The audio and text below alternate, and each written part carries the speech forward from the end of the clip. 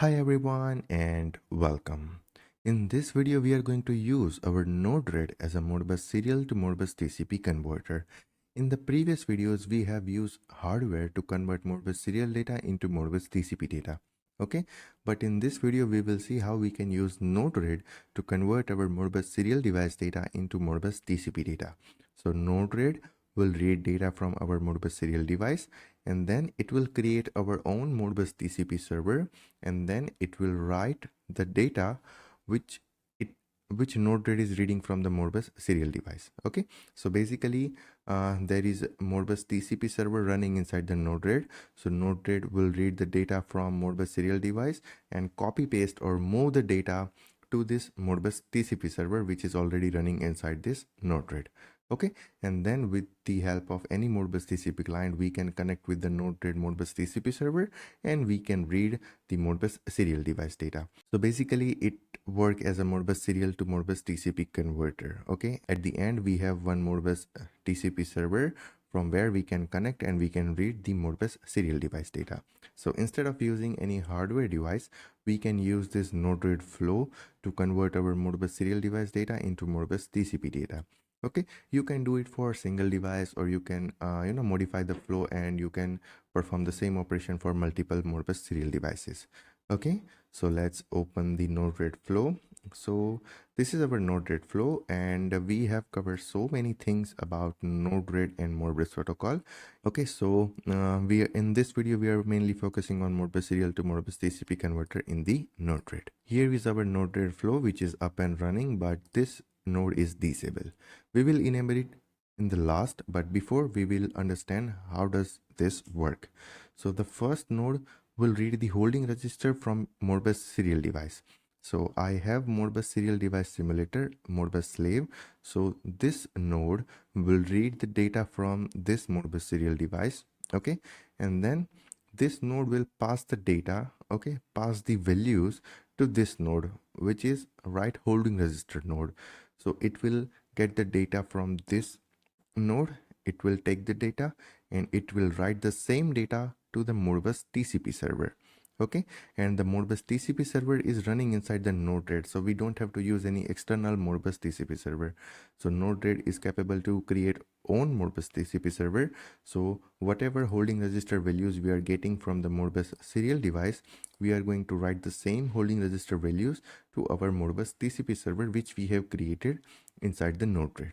Okay, so if you double click on this read holding register node, then you can see the server is Modbus slave, or you can say it's a serial server, or you can say it's a serial device. Okay, so this node will communicate with Modbus serial device, and this node will communicate with Modbus TCP device. So whatever data this serial node will read from serial device, it will pass to this node, and this node will write the same data to Modbus TCP server. Okay, and the TCP server is here, you can see it. Okay, so it has only main three component: a Modbus TCP server, a standalone Modbus TCP server running inside the Node-RED, the read holding register node which will read the holding register data from Modbus serial device, write holding register node which copy the data, copy the content from this node or get the content from this node, and it will write to Modbus TCP server which is already here. Okay, so this is the basic thing about the Modbus serial to TCP converter in the Node-RED. Now if you double click here and you can see unit ID is 1. We have used unit ID 1 as a default at every place. Okay, now the function code 3.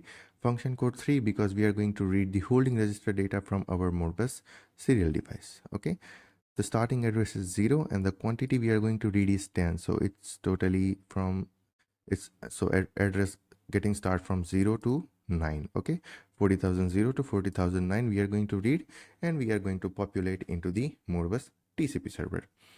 Okay, the poll rate is 500 millisecond and the server is Modbus slave, or you can say this Modbus slave device. Okay, then after, if you click on the pencil icon, you can see type is serial expert. So because of this is a serial device, okay, or we are going to use Modbus slave as a serial device, we have to select serial expert, and in the virtual serial port driver software, we have connected COM1 to COM2. So this device will be accessible on the COM2. Okay, so that is why we have used COM2 here. The serial type is RTU buffer, baud rate 9600, data bits 8, parity none, and the stop bit 1. So this is the basic configuration of our serial connection. Okay, and then after those things are as it is, so you can update here and you can click on done. So the work of this read holding register node is done. Now whatever data coming from this read holding register, it will pass to this write holding register, and this write holding register has the same unit ID 1, the function code 16, because we are going to write multiple holding register. Okay, so that is why we have selected preset multiple register, because we are going to write uh, you know 10 holding register in a single request. So that is why we have to select function code 16, and the starting address is 0 and the quantity is 10. Okay, so whatever value we are getting from here, okay, the whatever starting address and the quantity we are reading from here, we are copying or moving the same quantity, the same value to the Modbus TCP server. Okay, and here I have selected a Modbus TCP server. You can see the type is TCP, the host name is 127.0.0.1, I mean my local host IP address, port number 10502, TCP type default, and rest of the thing is as it is. Okay, now Modbus TCP server, you can see I have created a Modbus TCP server with the hostname 127.0.0.1 and the port number 10502. Okay, and the coil I have use 100 holding register 100, input 100, and discrete input, or you can say discrete coil 100.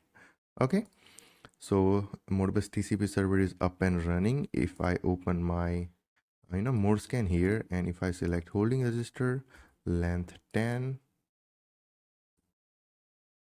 okay, and if I go to connection, if I go to connect, you can see 127.0.0.1 and the service port 502, sorry, 10502 as specified here.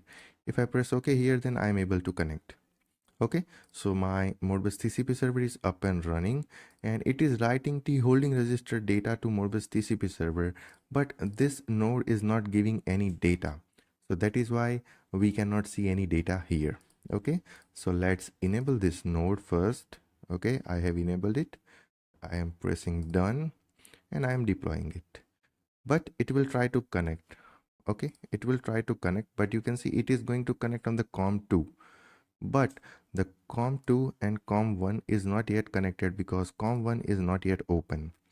Okay, COM2 is used by the Node.js, or you can say Node-RED, but the COM1 is not used by any other applications. So here we have to go to connection. Here we have to connect. Okay, we have to connect on the COM1, 9600 baud rate, data bits 8, parity none, and the stop bit 1. And you can see it is up and running. Okay, you can see it's initializing, reconnecting, connected. Okay, you can see it is connected. It is reading the data, passing it to this node, and this node is writing the data on this Modbus TCP server. So if I open our Modscan software here,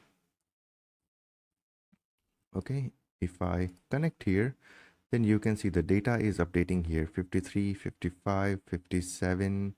Okay, so the data, whenever the data got update here, the node thread will read the data, write it to our Modbus TCP server, and this is how we can use our node thread to convert our Modbus serial data into Modbus TCP data.